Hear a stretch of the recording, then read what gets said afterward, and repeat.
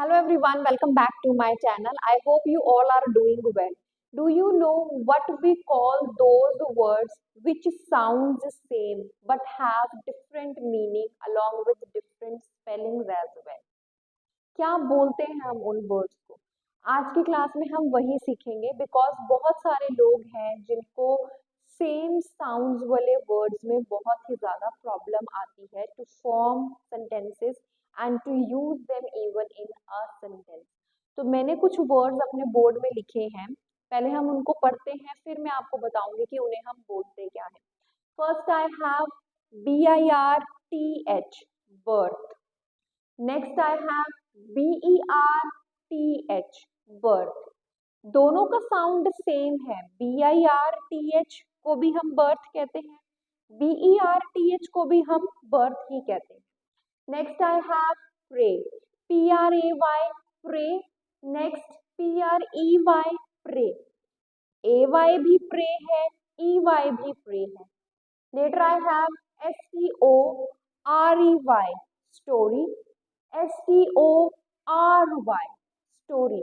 दोनों को ही स्टोरी बोला जाता है। नेक्स्ट आई हैव बहुत ज्यादा लोग इन दो वर्ड्स में कंफ्यूज रहते हैं। First is THEIR, next is THERE there. Later I have stationary, spelling is STATIONARY, other is STATIONERY. In my above spelling I have A in stationery, in other I have E in stationery, but sound same है, pronunciation मेरी same है सबकी, ठीक है। Next I have meet, एक meet है मेरा MEAT, एक मीट है मेरा MEET, ठीक है। नेक्स्ट आई हैव नॉट, एक नॉट है मेरा KNOT, जिसमें मेरा K जो है वो साइलेंट है, एक नॉट है मेरा NOT। Last I have weather, WEATHER, और एक है मेरा WHETHER। अब ये जितने भी वर्ड्स मैंने लिखे हैं सबके साउंड्स सेम हैं, but they have distinct spelling and different meanings as well. तो इनको हम बोलते क्या है, ये वर्ड्स क्या स्टैंड करते हैं? The words represent homophones.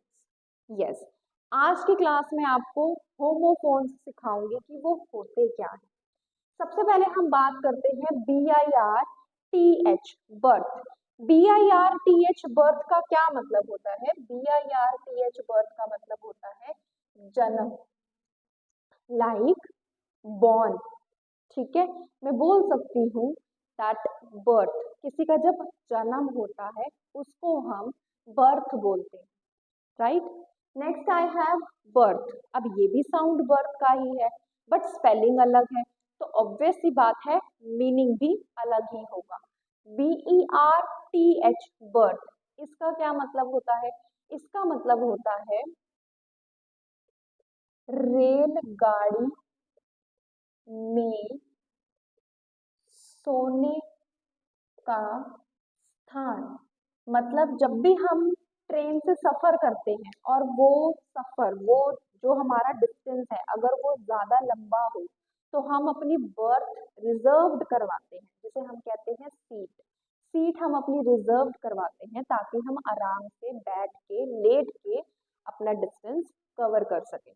तो उस सीट को रिजर्व करने का मतलब होता है birth, right. Next I have pray. Yes, एक प्रे है मेरा PRAY और एक प्रे है मेरा PREY। डिफरेंस क्या है? PRAY प्रे का मतलब होता है प्रार्थना, यस, जो हम रोज करते हैं।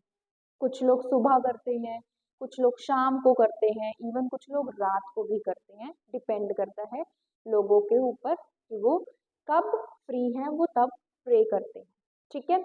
अब ये क्या होता है PREY प्रे? PREY प्रे का मतलब होता है शिकार। यस, शिकार। काफी सारे लोगों को हैबिट होती है शिकार करने की, तो आप उस वे में अपना सेंटेंस फॉर्म कर सकते हैं। Next I have story.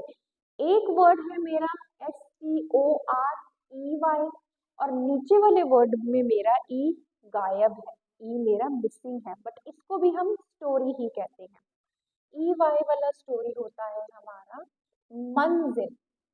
Yes, मतलब मकान कितनी मंजिल का है। जैसे मैं बोल सकती हूँ I live in a 2 story brick house, मतलब मेरा जो घर है जहाँ मैं रहती हूँ वो 2 मंजिल का है। ठीक है। अब ये STORY स्टोरी क्या होता है, जो अक्सर बच्चे अपनी माँ, अपनी दादी, अपनी नानी से रात को सोने से पहले सुनते हैं, मतलब कहानियां। यस, तो इसको हम कह सकते हैं कहानी। नेक्स्ट, बहुत सारे लोग इन दोनों वर्ड्स में कंफ्यूज रहते हैं, जिसकी प्रोनाउंसिएशन तो सेम है देयर, बट डिफरेंस है क्या, मीनिंग और स्पेलिंग। तो THEIR वाला देयर का मतलब होता है अपना। जैसे मैं बोलूं like people do not waste their time nowadays, मतलब लोग जो हैं आजकल अपना समय वेस्ट नहीं करते। ठीक है। नेक्स्ट हमारे पास आता है THERE देयर, उसका मतलब होता है वहां। जैसे मैं बोलूं गो एंड स्टैंड देयर, जाओ और वहां जाके खड़े हो जाओ। आई होप आपको समझ आ रहा होगा कि किस तरीके से सेम साउंड वाले वर्ड्स के मीनिंग और स्पेलिंग डिफर करते हैं। Next I have stationary. Yes, ये भी दो ऐसे वर्ड हैं जिनमें काफी सारे लोग कंफ्यूज होते हैं। अगर मैं बच्चों से पूछती हूँ कि स्टेशनरी, जहां से आप अपनी स्टेशनरी की चीजें लेकर आते हो, like notepad, your pen, pencil, anything with which you can write, उसको या उसकी स्पेलिंग क्या होती है, तो अक्सर बच्चे कंफ्यूज हो जाते हैं। तो STATIONARY, यस, ARY वाला स्टेशनरी का मतलब होता है स्थिर, मतलब स्टिल, जो मूव ना करे। तो इसमें हम लिख सकते हैं